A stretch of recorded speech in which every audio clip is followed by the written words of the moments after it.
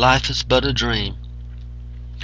During my first family reunion, I remember bragging, "I am 5 years old."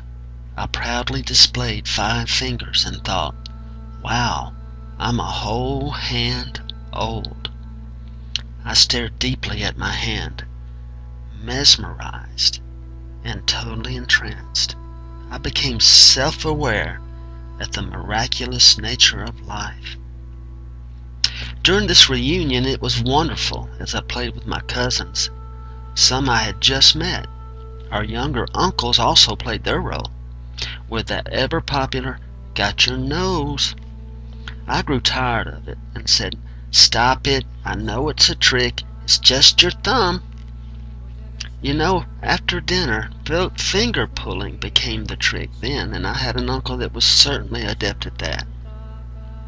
Playing on the farm all day, I looked like all the other kids, sweaty and dirty.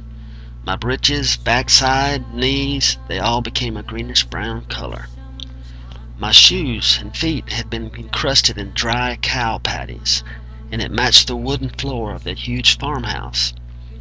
When they saw us come in the door, mothers everywhere came running, armed with little cloths of wet with water or spit, just to wipe our faces and snotty noses, and the creases of dirt that had gathered around our little necks.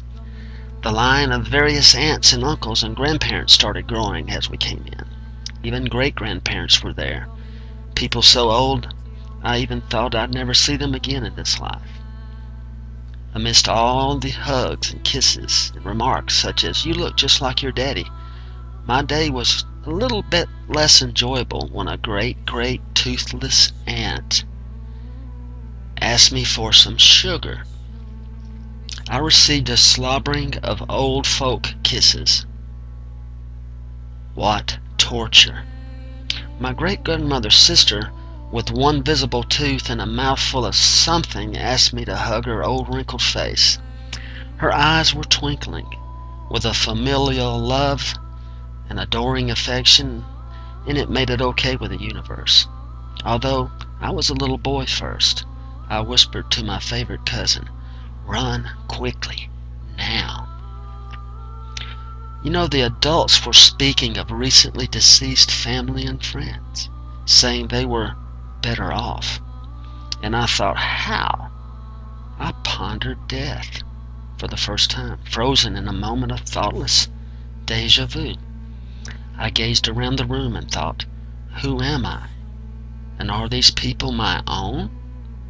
What is this which we call life? For a brief moment I remembered other faces and personalities. Did I remember my other families? Or was it all a dream? Suddenly another life seemed for a moment to be as real as the here and now. Had I lost who I used to be? I began to see that I was dreaming a life I wanted to remember, and then suddenly I forgot it. I felt that I was part of another dreamer, merely a spectator or participant, certainly not the creator of my existence.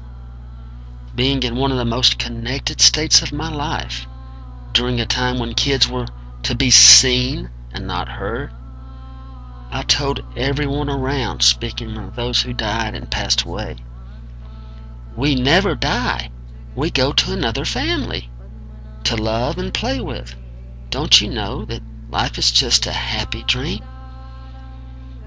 On the ride home, I asked my mother, "Mommy, is our life someone's dream?"